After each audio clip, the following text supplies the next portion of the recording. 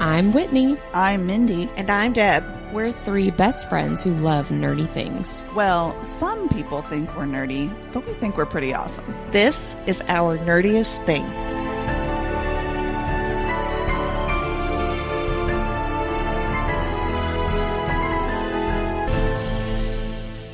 Hello, fellow nerds, and welcome to our Nerdiest Thing. It's our first episode after our little break, and we've got a great one for you guys. We're going to be talking about Heated Rivalry. Rivalry. Both of your faces were like, what? But it's what the hell? Not going to be like WWE. Oh, man. Not this season, at least. I mean, we're going to wrestle, but it's going to be a different kind. Oh, man. But before we get into anything else, Deb, will you please share our nerdy news? Okay, yeah, perfect. So one thing I want to point out, Whit, I meant to ask you to talk about this before we start the episode, but then you just started talking and it was time to go. So we're going to be, so that you guys have the podcast throughout the summer, we're going to be releasing every 2 weeks. So I'll be covering nerdy news for 2 weeks instead of one. Ooh, twice the fun. I can't have you guys missing out on good books that I really want you to read. Add it to the list. Whitney, I'm convinced you don't add the books I recommend to your list anymore. I'm pretty sure I do. Unless I forget. I will say, if I don't You do do it right, forget then, a lot of things. Have you seen how many alarms I have to remind me throughout the day? Okay, every time after we podcast, you need an alarm that says add Deborah's books to my I probably do. I really do. Anyway, I'm going to make one right now. No, don't do that. Go for it. Kidding. Okay, so today we've got Wicked Onyx coming out by Debbie Cassidy, and this book is about a. Do you guys see cursed and want to say cursed? Yes. Yes. It's because I read so much. I do that with blessed too. Blessed. Yeah. I think this is about a cursed sorcerer who works to prove her family's innocence by attending the elite Knightsbridge Academy, where she searches for a book and revenge. Ooh. Oh, I know. That is cursed. I know it did, didn't it? Next, we've got a romance. It's All in Your Head by Sabrina Nordqvist. Is that how you pronounce her last name? Sounds good. Sure. Sorry if I said that wrong. We Sabrina. tried. Yeah. The tagline is, your fake relationship shouldn't come with chronic feelings. And this book follows Skylar, who meets an injured snowboarder in her chronic illness support group. Oh, Cool. So she, of course, has to be his pretend girlfriend. And the paparazzi finds out because he's like super famous. And they have to turn their fake dating into a longer thing. And it turns into real feelings. Oh, no. That So- never happened. Yeah. I'm really interested in if this author can make the main characters seem relatable to those living with or without a chronic illness. Yeah. Right. I'm yet to find a contemporary romance where I feel like it's done right. Either they don't touch on it enough, or they make the person living with the chronic illness like insufferable to be around. Yeah. And I mean, fantasy and romanticy's gotten it right, but Right, not right. romance yet. Yeah. So I'm going to read it and, Report back. I'll not Yes. report back if it pisses me off. And then finally for this week, we have Throne of Nightmares by Kerri Maniscalco. And this is the third book in the Prince of Sin trilogy with the tagline, beware of waking the dogs. That too. Don't do that either. Yeah. Beware of waking the gods. Oh, that's not the same. Their dreams are often our nightmares. Oh, I like that tag. I do too. That's really cool. I would, you know what? I would like it too if it were dogs having dreams that were our nightmares as well. That's why they're always running in place while they're asleep. I'd read it either way. I feel like that was a little bit of a Freudian slip. So next week, when you're listening to this episode for the second time, Yeah, because I'm that's sure going to be what you that guys good. do. Yes. Yeah. The Lies That Summon the Night by TessonjaOdette come out. And So good. And Whitney, you read this arc, right? Yes. And loved it. So I'm Yeah. going to give you the little synopsis, but then I just want you to tell us anything that I missed, okay?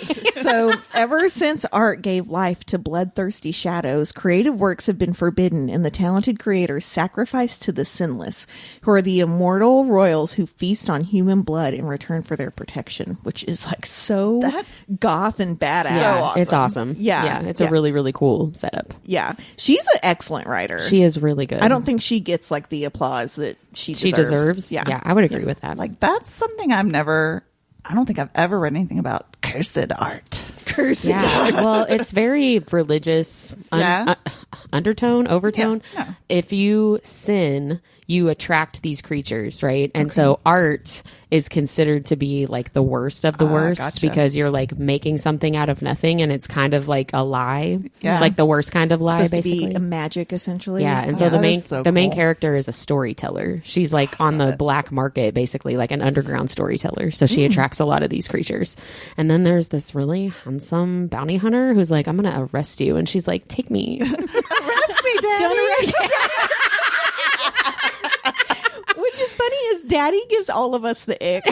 I know. No, but it's really, really good. And it's going to be more than one book. I don't know exactly how many, but it's on a cliffhanger. It sets you up for the book two. It's She really tends great. to do duologies and trilogies, I think, typically. I don't know. Yeah. Sure. Yeah. I hope it's a lot of books because it's Yeah. great. I Is loved she it. coming back to Imaginarium? Do we know? I don't know. Oh, I hope she is. I hope she does, though, because I'll Shout be out like, to this book was Imaginarium. really good. You did a good job. Will you sign mine? Hopefully it's not already signed. You all. I love you. Harper L. Woods looked at me like I was a dumb shit. She was nice about it. This is my signature. It's already here. And I'm like, sign it again, bitch. No, I'm kidding. I wanted two. I bought a book I already had because I was so embarrassed that I had to recite that. Oh man, good times. Good All right, times. 2 more for next week, or the second time you're listening to this episode. Yeah. The next one is Agnes Aubert's Mystical Cat Shelter by Heather She's the one that wrote the Encyclopedia of Fairies. okay. She's very cozy romantasy or fantasy. And this is about a woman who runs a cat rescue in 1920s Montreal and turns to a grouchy but charming wizard to help save the shelter. Oh. Okay. Yeah. Cats, French Canadians, and A charming wizard. and charming wizards and magic. Yeah, I'm in. Maybe you need to try to read this first. then. She wrote Sounds this like a Whitney. specifically for Mindy. I really think she Dedicated did. to Mindy. Very And then nice. finally, we've got the Astral Library by Kate Quinn. And this book sounds really interesting because it's being marketed as a fantastical adventure, which poses the question, have you ever wished to live inside a book? Welcome to the Astral Library, where books are not just objects, but doors to new worlds, new lives, and new futures. Oh. So, Okay. like, kind of what we do already, but actually Yeah. doing it. Yeah. Like, escaping into a book gives a whole new meaning. It does. Yeah. But would I survive in a fantasy book? No. I I 100% wouldn't. would not. Would I survive in a rom-com? I would. I sure would. Yeah, I could have some banter with someone. Yeah. I would definitely be the black cat, and they'd have to be the golden retriever, though, because Yeah. if not, I'd kick him in the balls. This is accurate. I Yeah. think for me, too. Yeah. Not me. I mean, I guess I could. You want You'd the be bad boy? You'd be like, I actually- talk back to me, Daddy. I think I am the black cat as far as me and Robbie go. You are? Because he's like, doo-doo-doo. Everything is great all the time. Everything is awesome. Yes, exactly. Well, thank you so much, Deb, for all of those wonderful books that we are all adding to our TBR right now. Shut up. That brings us to the nerdy and dirty with what we are reading. Mindy, will you start us off? What are you reading? Sure. I am reading a book called Red City by Marie Lu. I have that on hold. It's one I think that you brought up in Nerdy News way back when. I when definitely talked about it. Thanks for listening to me. Yeah, see? It just took me a while to pick it up, but I love this author, first of all. If you haven't read the Warcross duology, it's excellent. It's YA, but it's set in a virtual reality world. It's Nice. just really, really good. But this one's an urban fantasy set in an alternate Los Angeles where alchemy is a hidden society ruled by 2 competing companies. Oh. So like the companies are a front for this whole like alchemy magic stuff, and there's a school and all this stuff, and then there's star-crossed friends and lovers who Oh. are highly ambitious, but they end up on opposing sides. Oh, no. And, yeah. I wonder what's going to happen. Yeah. And I do believe this is the first in a series. Oh, cool. So yeah, but it was excellent. I really love her writing. She's great. Nice. I have that on like the physical book. Oh, I'm pretty sure you you do. gave it to me. Maybe my sister gave it to I me. think your sister must have given it to you. 'Cause Somebody I don't gave think it I to would have me. given you my copy. I've not read it yet. Somebody gave it to me. Maybe it was my sister. Well, I can go next. I read In Your Dreams by Sarah Adams. And Mindy, you and I both were at a signing event for this book release with Sarah and Julie Olivia. Shout out Joseph Beth. in Yeah. Lexington. And Thank they were you. delightful. They really were. I was excited to read this after hearing her talk about it. She was very like bubbly and cute. And I did not know that this series existed or that it was set in small town Kentucky. And so I was excited to read about that. I really, really liked it. The book focuses on female main character Madison. She has just graduated from culinary school, but she like barely graduated. She almost failed How much out. shit did she burn? How did she fail culinary school? Well, she didn't really talk about that, but she did say that the only reason she passed was because she got extra credit for like cleaning a kitchen. Like the extra credit was dear how God. yeah. Maybe So, find a different profession, babe. well, you know, her brother's best friend, James, is starting a new restaurant, like a bed and breakfast kind of thing on his farm. I know. And so he offers her the job to help him like start this new restaurant. So it's a perfect chance for her to go back home, find her confidence, her creativity in the kitchen. But little does she know that her new boss has been pining over her for a really long time. And do you know she's had a crush on him too? What? No way. That never happens. I know, right? This is very cozy small town romance. It has some really good yearning from an MMC that I've seen in a while. I liked the Kentuckiness of it all, and the slow burn was great. I will say this book is not a ton of spice. It's a lot more tension than spice, but the spicy scenes were very nice, and I liked them a lot. So You gave that 5 stars, didn't you? I did, yeah. Yeah. I look forward to reading it. It was really good. Thank you for bringing me my copy. You're welcome. Deb, what are you reading? What I'm reading and watching is the same, and that's Heated Rivalry, which is very important for this episode. Yes. I have rewatched Heated Rivalry 3 times. So, That is also what I've been watching. Yeah. Well, my first watch, though. yeah. I think if you've read the books, the rewatches are like you want to rewatch it more. I'm on Yeah. my 4th. Fourth rewatch? Yes. They're And calling actually, it the reheat. I know. I love it. That's very clever. That's cute. Well, we'll talk more about that because that's what you're watching too, Mindy. The Heated Rivalry. Yep. Okay. Well, we'll discuss that more in We just have a few. lots more on that. Yeah, Stay in just tuned. a few. Let's go to what we are listening to. Deb, can you start us off with what you're listening to? Sure. I listened to the new duet audio of Twisted Hate. This is the 3rd book in the Twisted series by Anna Huang. And the Twisted series is the book we read in book club like 3 years ago. And Yeah, you both yeah, were yeah. like, we can't do the choking. And now, Now I'm begging for it. you guys Choke me, Daddy. you both got very desensitized very fast after that book. So I felt like the that's funny. In female. all fairness, I think it was more the degradation than it was the choking. That might be true too. Yeah. All right. I only vaguely remember this, but Yeah. but sure. So you're listening to the audio. Yeah, the female narrator did a good job, but the male narrator just kind of read the story. I hate that. Not Yeah. like a performance. Yeah. I gave the book 4 stars, and even though it's marketed as a standalone, you really need to read the first book for some things to make sense in this one. Yeah. And I struggle with why authors say books that are in a series can be read as a standalone. I Yeah. really don't understand it. And honestly, you will be so confused by this plot. If you've not read the first book, you'll just be like, why are they talking about this? Yeah. This was an audio arc from Libro FM, so I wanted to give them a shout out. Thanks, Libro. Love Libro. Libro it's a nonprofit that gives the money back to your local indies. Go check them out. Yeah, we love Libro FM. Yeah. Well, I can go next. Mine is very different from that. No choking? No, well, maybe allegedly. I listened to a podcast called The Teacher's Pet. This was your yeah. recommendation, Yeah. Deb. I was listening. It was very engaging. This is from several years ago, actually. It's a true crime podcast. It's based on a cold case from the early 80s in Australia. So basically, the setup is a wife and young mom goes missing. Her husband is like, well, she just left us. And basically, the police are like, okay. And then that's kind of where it Because stopped. he's a prominent, local celebrity. Yes. And so, of course, you know, they say, like, look at the husband, right? And as you dig a little bit deeper, the husband was actually having an affair with one of his high school students. Ew. And so this is a journalist on this podcast kind of going into like, okay, here's what happened. Here's what we know. Here's what we know was also happening behind the scenes. Here's what the police didn't take into consideration, all that kind of stuff.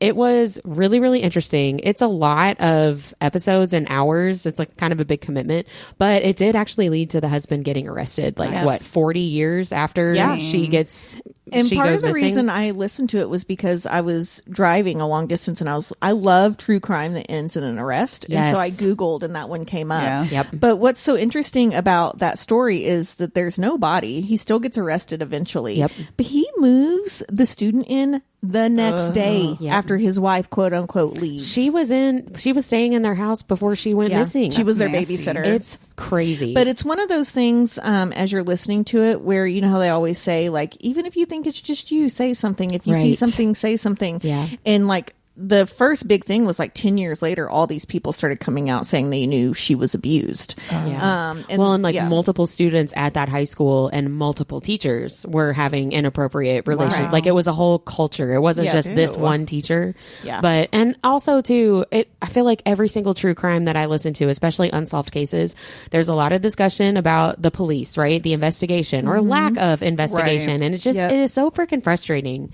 Like, yet again, if some people had just done their jobs properly 40 years ago, this wouldn't have gone the way that it did, right? Like, this didn't have to be a cold case. This didn't have to be a 40-year later arrest. Like, this could have been taken care of. I know there are plenty of law enforcement people out there that are doing their job correctly. Sure. And I know that we see the extremes, but like, doesn't it feel like either they do nothing or they're way over the top? Insane. Yeah.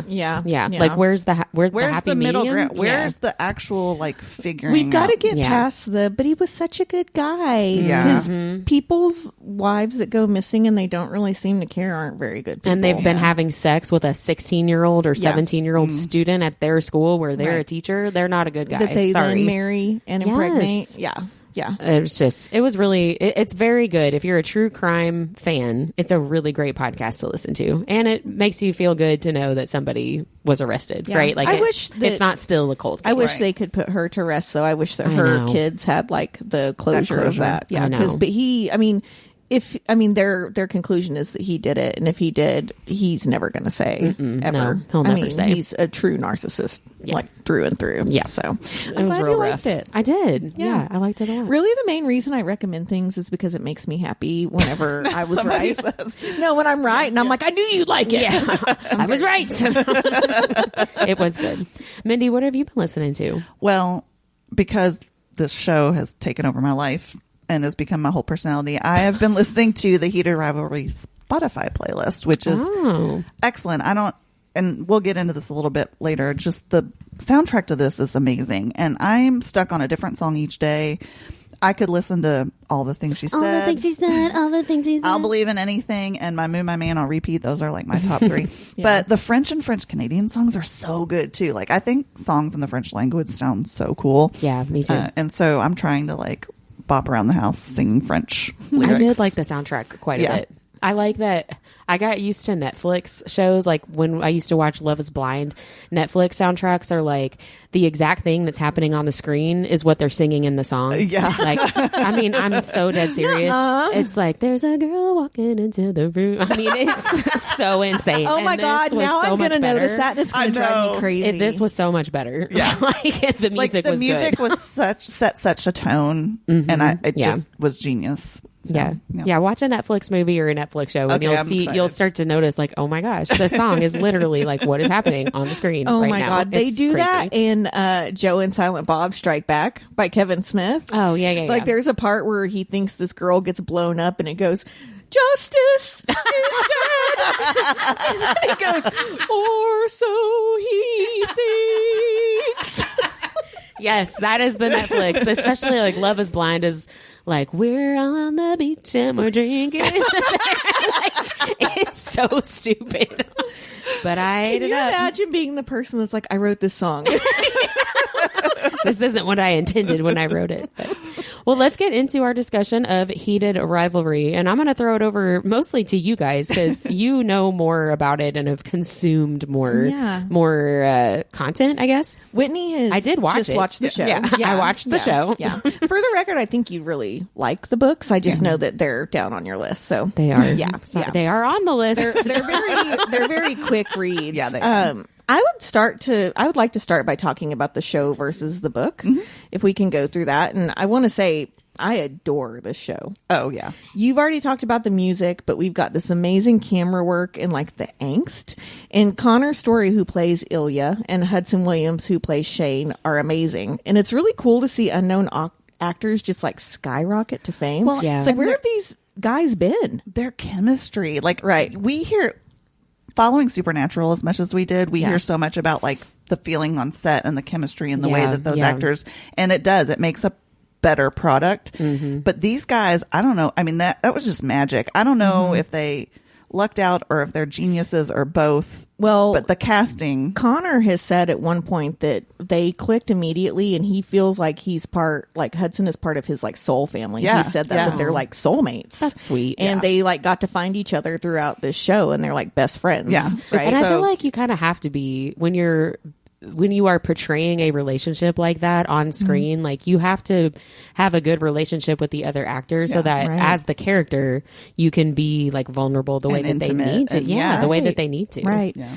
Well, back to their fame, I'm sure this is actually really terrifying for them if you put yourself in their shoes. Yeah. And so I'm going to say this out loud. Okay. Are you ready for this? You can fangirl over Ilya and Shane, but you need to leave Connor and Hudson alone. The real people. Yeah. We don't need to contemplate their dating lives. We don't need to hound them in public. And we really shouldn't be sharing like unauthorized paparazzi photos. Yes. Right? I hate that. I'm begging the fandom to let these men keep their spark. Yes. It is so refreshing to see in Hollywood just two dudes being super weird, unapologetic, but like super kind. And they're having so fun kind. And don't ruin that.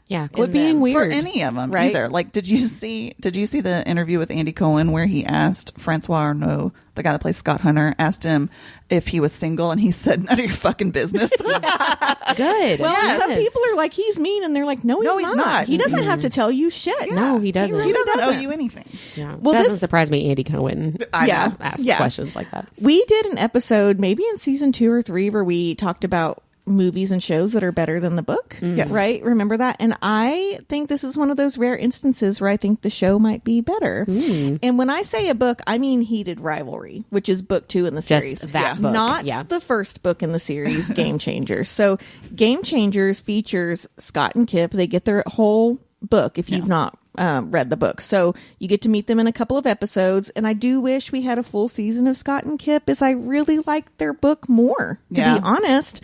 Scott and Kip have such a lovely relationship, and I loved reading about Scott learning to like love himself and accept his sexuality. It's a really big part of the book for him. Now, having said that, I love Heated Rivalry, the show, more than the book.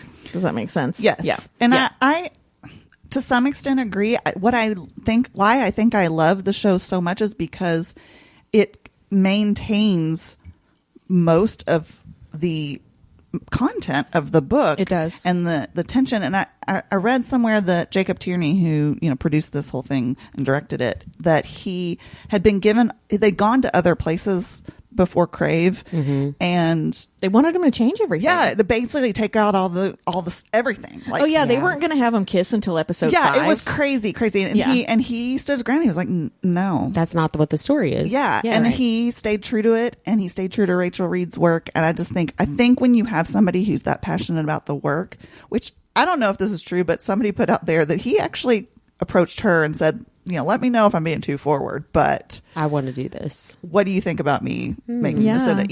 And she's like, well, and as an author, you're going to be terrified that they're going to fuck up your stuff. Right. Yep. And they did such a good job. It was, they did. Yeah. I agree. I think the finished product is a little superior to the book, but also that was one of her earlier books, so I think maybe that's part of it. Yeah, I feel like the creators and actors did a really good job of showing who the characters actually are. Yes, and the only thing that's missing, and Whitney, you commented on this as someone who's only seen the show, and that is in the book, Ilya falls first. Now, it's not a declaration of love or anything. No. He's still an asshole, but you can feel his yearning in the book more than the show, and it makes it feel much less like a toxic situationship, which is, I know, one of the things you didn't really love about it. Yeah, well, and Scott and Kip kind of play into this feeling for me too. So the first 2 episodes I kind of struggled through because of that feeling of like, this feels weird and like a weird booty call situation, and I know I'm supposed to be rooting. It's really not. Right, but you're, not having read the book, you are missing all of that inner monologue, right? So you kind of don't really know what Ilya is thinking. Right. Episode 3, I said this to you guys when we had dinner last week. For whatever reason, I connected so much better and faster with Scott Hunter's character than I did with either Shane that's how or I felt Ilya. about the books, And because I put in my notes, and I was really proud that I was right, but I put in my notes, I think it's episode 2 when you first meet Scott Hunter, and I put in my notes 100% he is either gay or he has clocked that Shane is, when the other guy was making the comments or whatever. I said either way he is an ally. And then later I was like, yes, I was right. When Ilya passes Shane and he says 1 2 2 1, do you see the look that Scott gives him? Yes. Because Scott's in like 1 2 2 0 or something, yes. right? Well, And he's like, what was that about? I was seeing that side eye, and I was like, okay, so he either is also gay and he's clocking this, or he's just clocking this, right? Right. And they weren't as smooth as they think. No, they they for sure weren't. But I loved episode 3. I loved Scott and Kip. And after that, I was like, okay, if this is what we're working toward with Shane and Ilya, like I can get on board with that. But I just had a hard time rooting for them the first couple of episodes. I got there. that if you've not read it. I think a lot of that has to do with, you see 2 totally different ways to deal with not being out, the right? same situation. Because Ilya and Shane, and to some extent, Shane, Rachel Reed has said that Shane is autistic. Right. And so that's part of it. You've got that awkwardness, and then you've got Ilya, who is like severely depressed and traumatized from, being life in Russia, and his childhood and all that. Yeah. So he's not very communicative. But then you've got Scott and Kip, who, even though Scott's not out, he's very communicative. He's very upfront about what he can. He just walks in and he just takes off his fucking shirt. I know. He's like, "Did you want to get food now or later?" I know. He's like, "Did you want the tour or?" And Kip goes, "I'll take or." Yeah. Yeah, I liked that a lot. But too. the communication. I think that's why, like, you probably saw that as much healthier. Yeah, right. I agree with that. And so I think they're also us in older healthy than relationships. those 2 boys. Yeah, though. they are True. older. By Yeah. like a lot. Yeah. But I think, us as people who, go to therapy and are communicative and, medicated. we probably relate to that a little more. That's probably true. You were wrong. I was right. And I knew it all this time. I will say by episodes, when I watched episode 6, I was like, I wish every episode was like this one. And I understand, obviously, like the story, that's not how the story goes, right? Yeah. Like they have to work their way through all that time to get there. But as a viewer, I was like, this is a couple I can root for. Yeah. And I want, and I think now that's I'm like, what makes it so good though, because they like got there. well, that's true. And now I'm like, okay, season 2, let's do it. But they've still got some shit to work through. Yeah, they do. Yeah, 100%. So the book series as a whole, have you read all of them yet, Mindy? I have not. I'm about to start book 4. I'm getting ready to start book 3. Yeah, and I will say book 3 was my least favorite in the series so far. It was about a character that's just barely mentioned. Yeah. And it's like a second chance romance, high school crush and all that, but I didn't find a lot of chemistry between them because I didn't have the setup like the other 2 books really did. Yeah. It was good. I still read it in 2 days. It was great, but I've heard that's like everybody's kind of, because it's hard to go from Like a low Ilya and point. Shane. That's what are you going to everybody- do after that? What's the one in the Throne of Glass one that everybody wants to skip? Oh, Tower of Dawn. Yeah. You can't go from "Where is my wife" to "Here's Kale." We're in the desert. Oh, there's a physical therapist that's going to help him. Yeah. So It gets better. Yeah, I will say that Rachel Reed's characters are very relatable. They're very, very easy to read, and I think that's why people like this series so much. I agree. She does a good job, even if you're not queer. You can really relate to what they're going through. Yeah. So, what was your all's favorite episode? Mine is episode 5.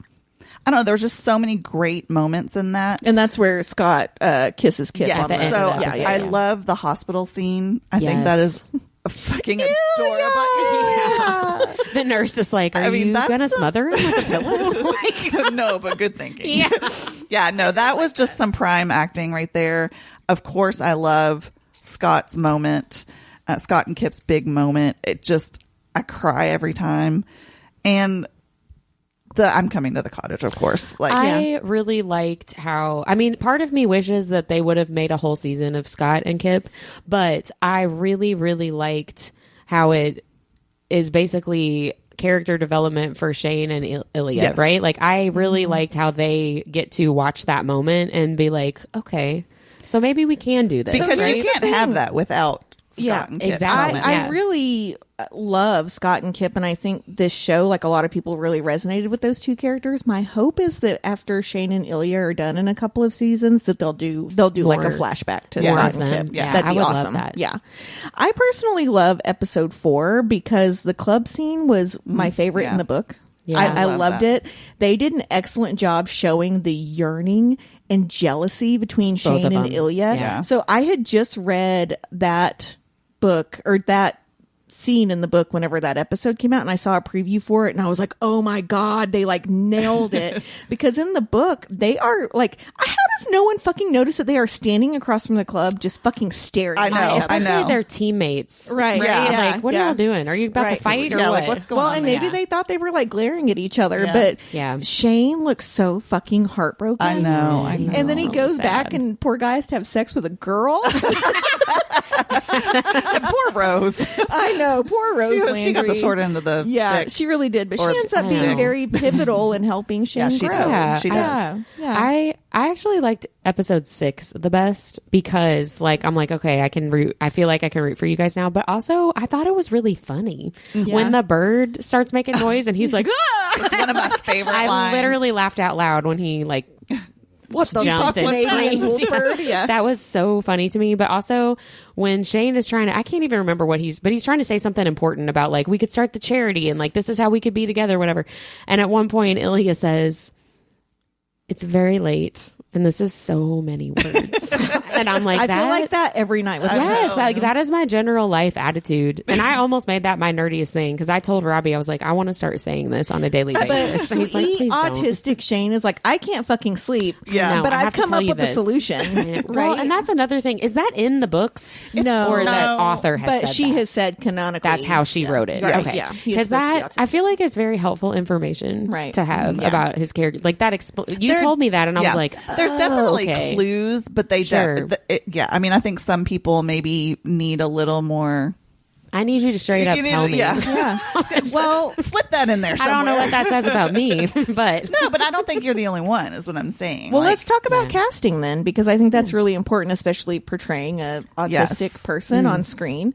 So I do want to start with Connor's story because that's who I started with in my notes, and I don't want to get mixed up. So I will say Connor completely transforms my into gosh, Ilya yes. Rozanov, and this man learned Russian in 2 weeks. Yes. That's And when crazy. he went on set, as soon as he arrived to set, he never broke character until they were done because he needed to like be able to speak in that language. Right, and I yeah. do think he said he had a coach for the first month and a half that Yeah. worked with him like every day. you have But to. Yeah. he was so good that in that post funeral scene where they're all at dinner, a woman thought he was actually a Russian woman. Oh, actually thought he was wow. Russian. Yeah. Good for him. Yeah. And if you have seen interviews with Connor, and I think you should if you haven't, He's he a ray is of sunshine. bubbly sunshine. Yeah. Yeah. And that's what I'm saying. Don't fuck it up.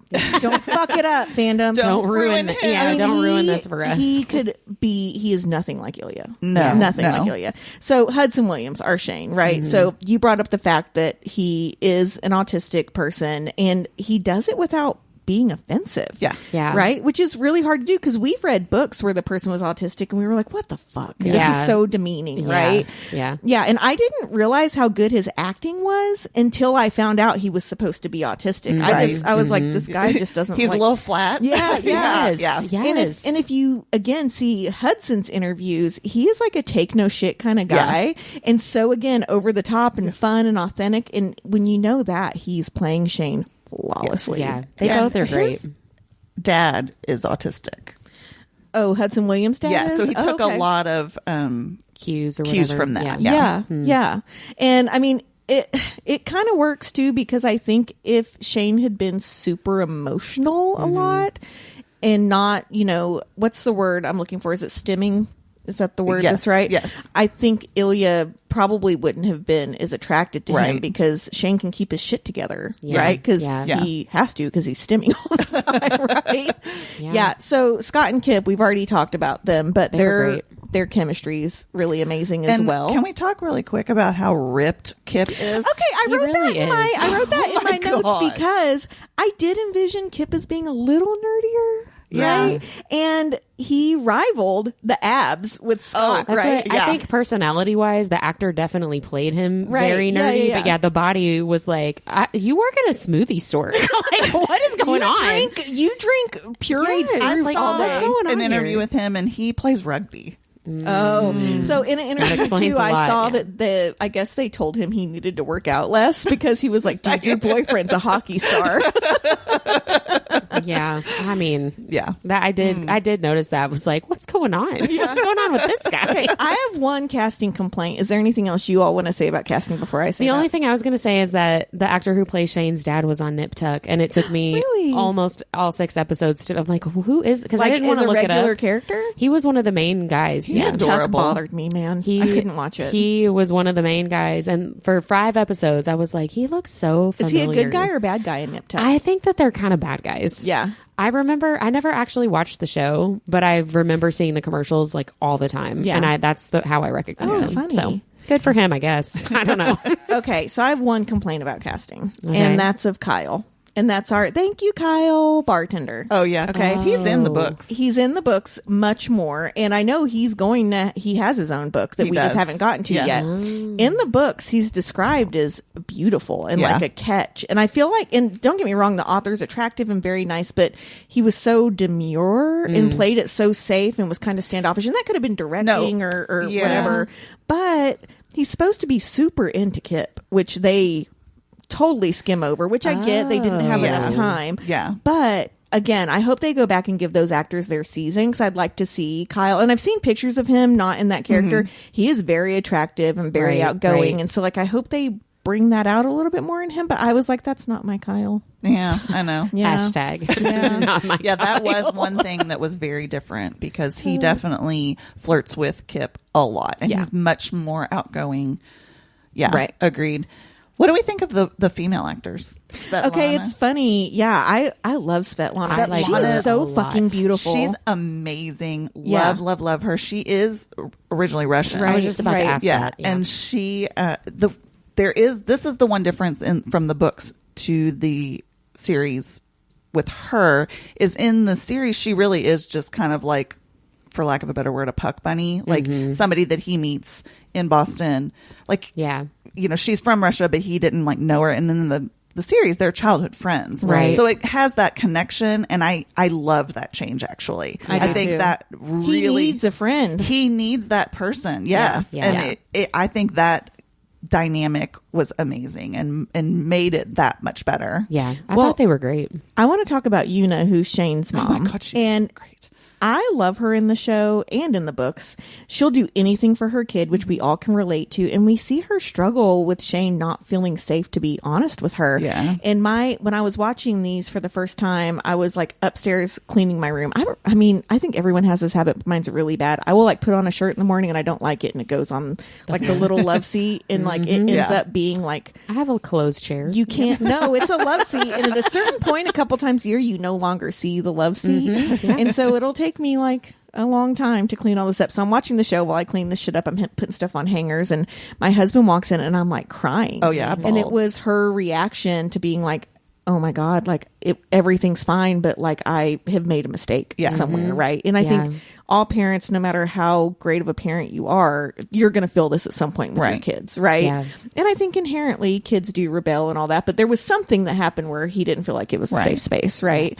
So I wanted to put this on here, and if I can find the post, I'll put it in the show notes, because I do want to give people credit. But someone posted on Threads an idea for like a season 2 teaser, and I thought it was hilarious. And it's Una startling awake in the middle of the night, jumping up and saying, "The elevator," and then the screen with the release date for season 2. And if you don't know that reference, it's when she sees Ilya on the elevator when he's going to Shane's room for the first time. Yeah. Can you imagine running into your secret relationship's mom as you're on your way? Waiting And for then that she to says, come back. "I'm going down." And he was like, okay. Like, me too. I actually, one of the reasons I think that I had a hard time with the show, especially the first couple episodes, is I was like really stressed out because I haven't read the books, right? So I'm waiting every second of every episode for them to be found out, for them to get outed. That's in how like you a know big, it's such a great show. But it was like, It made you too it was anxious. upsetting. Yeah. It was like upsetting stress. You know what I mean? Of That's like, not going to get better with. Well, I'm sure it won't, but I really do think that was part of, because I was constantly It took you a while to like, get into it. yeah, like really horrible consequences. And then, you know, they do get found out, but it wasn't, you know, it wasn't like, it was a big deal, but it wasn't as big of a deal as it could have been if like a teammate had walked in or something like that. But it really stressed me out quite a bit, honestly. Were there any other characters that you all really loved? I love the character of Rose. I love her in the books. I love her in here. I think she's just what Shane needs. Somebody who is not going to judge him for anything, and somebody for him to talk to. Like, he really had nobody. I teared up when she's like, have you ever said this out loud before? Yeah, I liked her, but I didn't find her to be like sparkling, charismatic, like she's supposed to be. Yes, and like magnetic. She much more is in the book. Yeah, I mean, she was fine, and I liked her interactions with him, especially that conversation of like, I feel like maybe I just don't do it for you, basically. You know what I mean? I thought I liked the way that they, writing wise, and I guess this is Rachel Reed. Yes. Her right. I liked the way they did that conversation with Rose and Shane, and I really liked what you were talking about a second ago, Deb, with the mom, because I feel like a lot of times when you see or read these conversations of like, I was afraid to tell you whatever, that the parents like, you can always tell me anything, right? And it like puts it back on the kid. The blame on him ever. The parent puts the not even so much blame, but it like puts the onus back on the kid of like, well, of course you can tell me anything, and I really liked how the mom was like, you're gonna make me cry again. I made you feel unsafe somehow, and I didn't mean to, and I don't know how, but clearly I did, and I'm really sorry that I made you feel like that. The other choice that was made that I loved was she asked for forgiveness, and instead of Shane saying, oh, you know, don't worry about it, like, you know, we normally he says, I forgive you. I know, I love and I'm that like, too. That's, you don't see that very often, and I just thought that was a really nice touch. One thing my daughter learned at a really young age that she actually taught me is that if someone does something that you don't like and that you don't want them to do again, right, and they apologize, you shouldn't say it's okay. It's okay. Yeah. You should say, I accept your apologies. And that, like, she was like 6, you guys. Like, it's fucking nuts. But I just remember being like, she's right. You don't have to say something was okay. And he's not telling her it's okay. Yeah, exactly. I love it. I love it. I thought it was really good. Mindy, you brought up the soundtrack. Yes. And I think whoever was in charge of music for this show needs like a fucking award. These songs captivated me during the skating on the ice. We're doing it. I represent Russian. He was raised out of Ottawa. We just aged ourselves a lot. All right. Missed opportunity with the music. So the song It's You, which samples the Postal Service, it was, you guys, playing in the car today. No shit. And I started tearing up. And my son's next to me in the car, and I don't want him to like see me about to cry because he's going to be like, holy shit, what's wrong? But that song is so beautiful right there. Yeah. And everything that they did in the opening scenes with those real boppy songs that like created this like really intense energy for the show. I loved it. It just, it's really spot on music. Yeah. Mindy, what else did you want to add to that? Not anything really. I mean, I've already told you how much I love just every track on there. I loved the 2 different versions of all the things she said and how that melded into each other. That was brilliant. I worry a little bit with the success of the show that in the next season it's going to be a lot of more. I don't want a bunch of songs we've already heard. Mainstream artists are going to want to be involved in it, and as they should. I mean, I get it, but I really hope they keep that sort of indie vibe to it. Well, it's the same thing with the actors. You brought this music to people that hadn't heard it before. Like, let's keep that going. They might, because this is a Canadian production, right? And so they have really strict rules to be considered a Canadian production with the percentage of like cast, crew, and I think music is part of it too. Like, it has to be Canadian. Okay. Yeah. So that might be, I assume music is part of that. Yeah. Because I know I looked stuff like that up when I was super into Schitt's Creek when it was still like new episodes. Yeah. But they do have a lot of really strict rules about that. So So I have two really specific reasons of why I think we're so captivated by the show. Not us three, but in general, the world, yeah. right? It's extremely popular. Yeah. So a lot of people are asking why so many cis women love this show. And for me, it's two things. Consent and everyone is equal. Yes. So this series shows us how sexy and tender consent can be. Because we'll see a lot of shows make fun of consent. Is it the new girl where he's like, can Do I touch have your permission? Yeah. Do I have your permission? Right. Yes, you have my permission. Oh my word, Ilya is like the consent king. Oh, yes. He checks in on Shane, which I think makes viewers fall in love with him in that moment. Yeah. Right? Like you really do see this different side of him. And Scott and Kip just asking, can I fuck you? I know. It's like a dream, isn't it? Yeah. And so while he carries him, right, like yeah. koala style. And he's like, he's essentially, you can see it in his face like, well, fuck yeah. Yeah. Let me think about it real quick. So when I say the word equal, I mean this. There are fewer power dynamics in this show than I've ever seen. And I'm not talking about who tops or bottoms, right? But more about everyone having equal rights and respect in the bedroom. One common thing we see in cis romance is women being degraded or literally choking on cock, right? Yeah. And I'm kind of tired of it, if I'm going to be honest. And if you have a degradation kink and it's with someone you trust, that's one thing. That's totally different. There's Yeah. nothing wrong with that. And there's nothing wrong about reading that in books or anything like that. But if you don't, and that's not what the book is about, a woman gagging and having tears run down her face is really not sexy. Yeah. It's really not. You never see anyone choke in this show. Yeah. No one's ever forced on their knees unless they want to be there. And no one is forced to do anything sexual that they don't want to do. Yeah. And there's no, adding to that too, I would say there's no air of disappointment. Right. Like, because there are a couple of different times where Ilya like wants to go further than Shane does, but you don't ever get, at least I never got He never the acts like a impression. dick about it. Yeah. Like I never got the impression that he was like, I mean, all right, I guess not. You know, Right. there was That's a good point. very much just like, okay, that's cool. Right. That's Yeah. fine. You know, I'm happy. I'll meet you where you are. I'm happy with this right here, you know? Yeah. And a lot of times you don't get that in a lot of different romance stories and sex scenes and all that stuff. Being equals is very sexy, and I didn't think I needed that until I read and watched this. I'm like, I didn't realize what gives me the ick sometimes about male-female romance is... I'm sorry, that gagging sound is gross. Again, if it is a kink and that is what you are both there to do, it is one different thing. That is, that's but not the same. Men forcing their dicks down women's throats in all these books, I'm tired of it. And I feel like it's coming from a place of like, he's just so big. And it's just like, He can ugh. be big without choking you with it. Yeah. That's why you have a hand for the rest of it.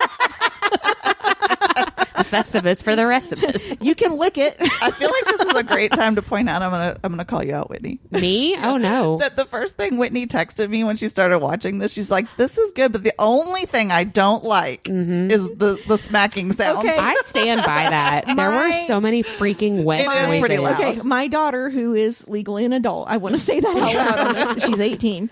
She watched it before I did, and she's like, "Mom, there's a lot of mouth noises." There are. It really Yeah. is. And the It's funny a thing is, lot. I didn't liked notice it. it. I I didn't liked it. notice it that much until you Oh my pointed it out, gosh. and now it's all I can hear It's on those parts. So and Deb was like, "Are you listening to it with earbuds?" I'm like, "No, it's just like the TV." Sadie goes, one of them's jacking off, and you can hear the skin on skin. And you I can was hear like, everything. But very I realistic. think Which it is makes it kind of fine. cool. You don't see that done, and I thought it was awesome. It's like a misophonia thing. I think Yeah. that's the right word for Yeah. me because I'm You like get that that. with our podcast too. I'm Right. like, oh, edit that out. You send my husband 26 edits of takeout lip smacks.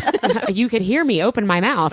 You could hear me swallow. I that's meant to tell that's a you, Whitney thing. The is it Laura Horowitz? I think that's her name. She narrated Phantasma last year. She was like one of the top narrators of the year, but she talks about, because lip noises really bug her, she wears chapstick and it helps reduce. So I thought you might want to wear chapstick. I don't hear your lip smacks. I don't the same. either. It's more of the actual mouth opening. Yeah, That sound. yeah. The tongue, the those tongue out, on Brian. the roof of your mouth. Yeah. Hey, it just sounded like Heated Rivalry in here. I mean, it really, like the first episode, I was like, oh no. It's a lot of wet noises. It's like squelching on Stranger Things, the first couple of seasons. Right. The captions a lot of times say squelch noises. There are squelch noises like, in Stranger Things. Yeah. No, thank you. obviously it's a sexy show. Sex scenes are hot, but the tender moments are hotter. So much better. And episode 6 where resonates. he's pulling Ilya's hair when he's behind him, I was like, oh my God. Yeah. Because we've all been there. Yeah. Let's be honest. Even the tender moments in episode 6 when he's talking about, like, I guess I could marry Svetlana. Like, they're like playing footsie the whole time they're having that conversation. And it's just those so little sweet details that are very, very sweet. And I think that resonates, particularly with cis women, just as a cis woman. I do think that Shane was contemplating how to murder Svetlana. I know. Yeah. You could see that in his face. Well, and two, when he's like, I'm attracted to women. There's so many beautiful women around me all the time. And Shane's like, really? That's nice. That sounds tough. I enjoyed that conversation quite a bit.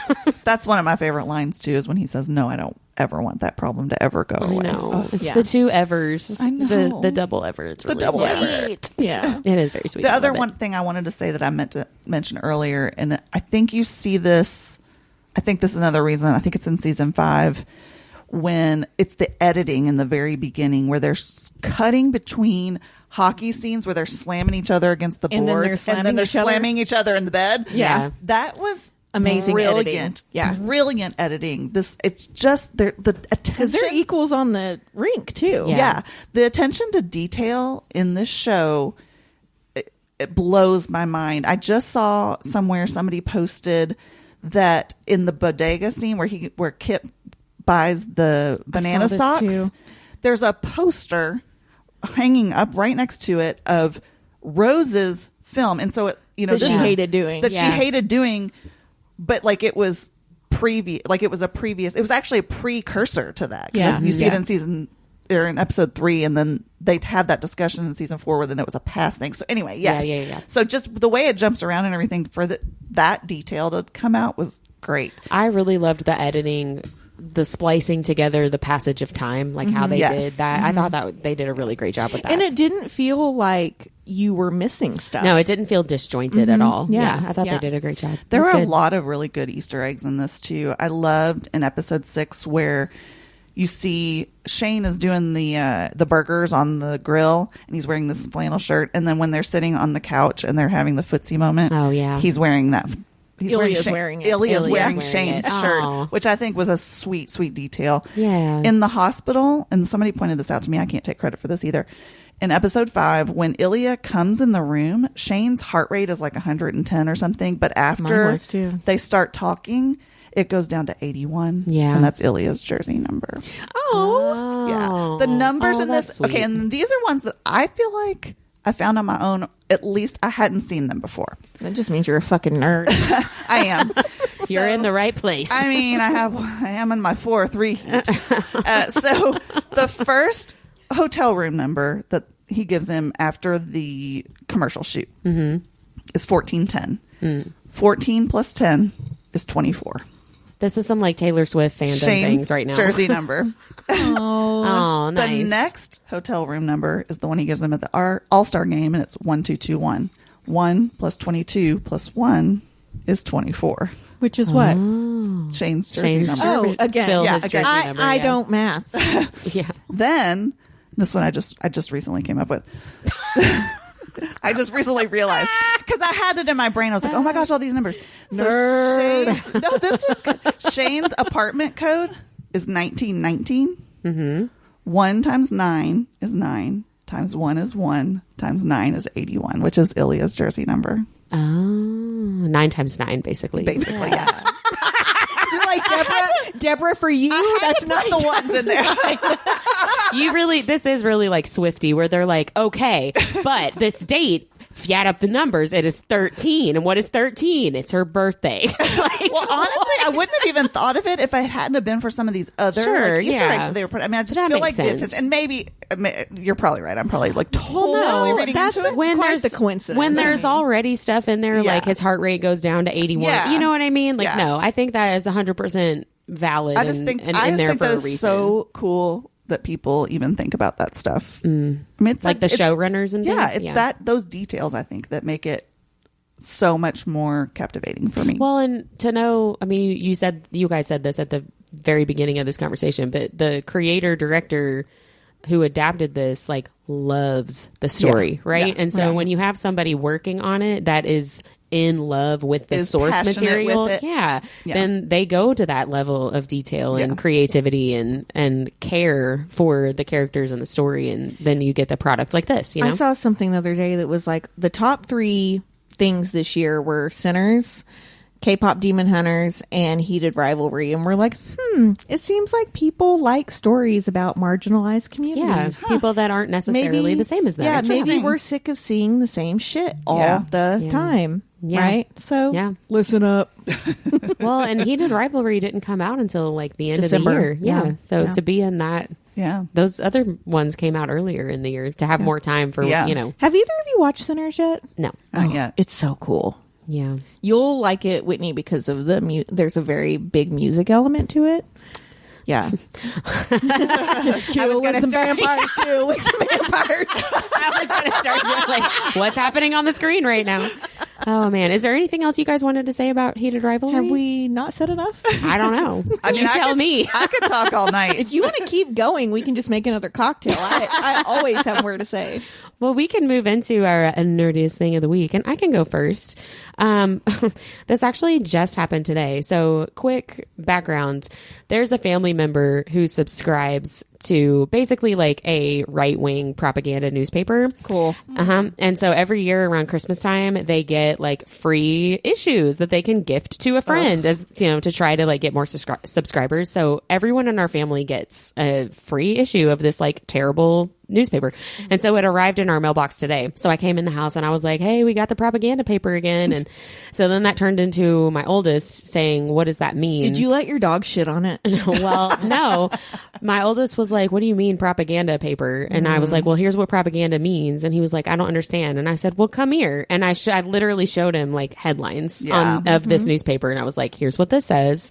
There was one that was like, experts say Greenland is becoming more and more necessary to the United States security. And so I used that as an example, right? And I was like, so here's the backstory. Here's what the president's been saying. Here's why they wrote this. Here's what they want you to think. And I had a really great time teaching this.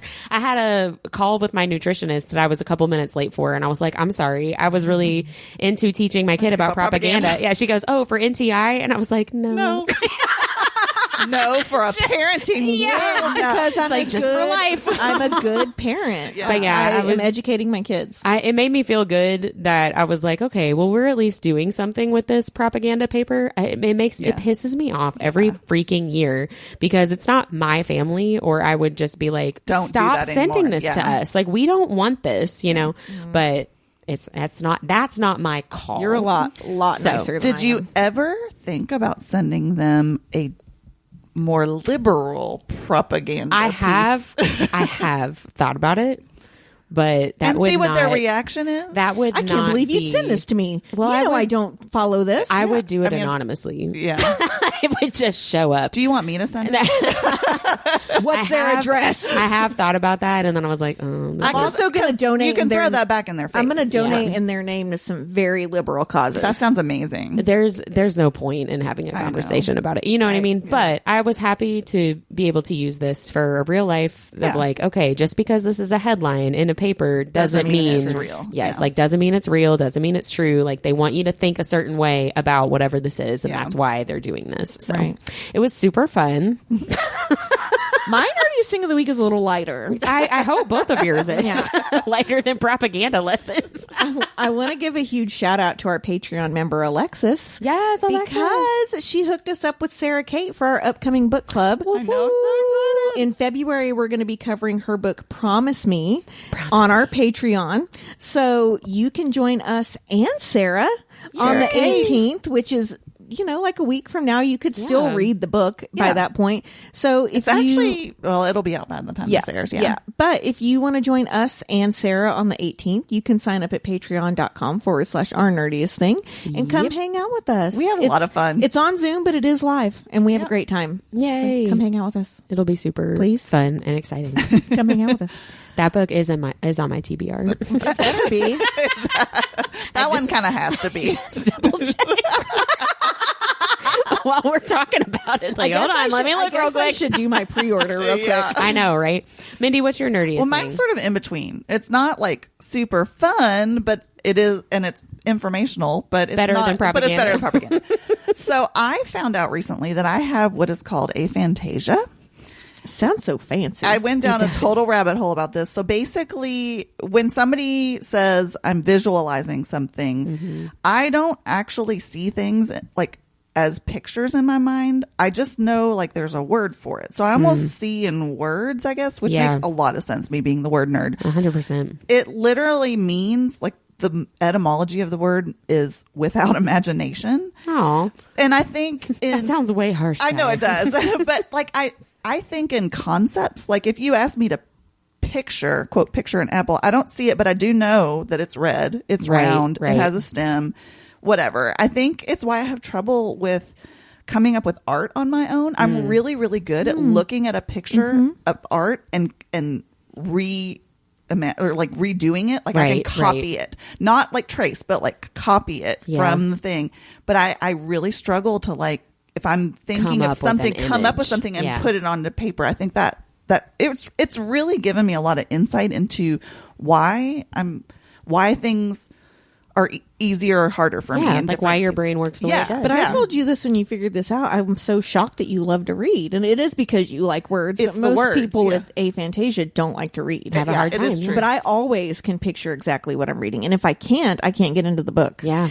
When I I'm like read that too. ACOTAR for the first time, like Mindy, you and I read it like when it came out, right? Before it got popular. And I remember I could not picture what are the blue and red things, the siphons on Azrael and Cassian. I was about to say Castiel. Azrael and Cassian. I couldn't picture what they look like or what they were really for. And I tried to look up fan art and I found one really crudely drawn sketch on Pinterest. And I was like, okay, now I get it. That helps a little bit. Because it wasn't something I'd ever seen in a book before. So I couldn't picture it, but I couldn't get past it And either. see, if I see a picture, if I see fan art of it, then I will not picture that person, but I can, because I have a reference, I can sort of know where it's going. Yeah. Same thing with like Hunger Games, those books. Yeah. Once I saw the movie, I loved the books when I read them, but once I saw the movies, it made them more rich for me. And more they did red. such a good job with those movies too. So. Yeah. I'm glad they didn't show the mutations, though. I don't need to see that. Yes. I agree. Scary. Anyway, that was a rabbit hole for me. Yeah. Well, I'm glad you know that about yourself now, man. I want to make you a shirt that says, I have aphantasia, don't describe things to me. Use your words, not your pictures. Use your words, yeah. I love that. That is it for today. Make sure you listen into our Thursday episodes where we will be discussing Quicksilver by Callie Hart. Bye. Bye, everyone. Like what you heard in this episode? Follow Our Nerdiest Thing on Instagram at instagram.com/Our Nerdiest Thing or Facebook at facebook.com/Our Nerdiest Thing. We love hearing from fellow nerds. Email us at ournerdiestthing@gmail.com.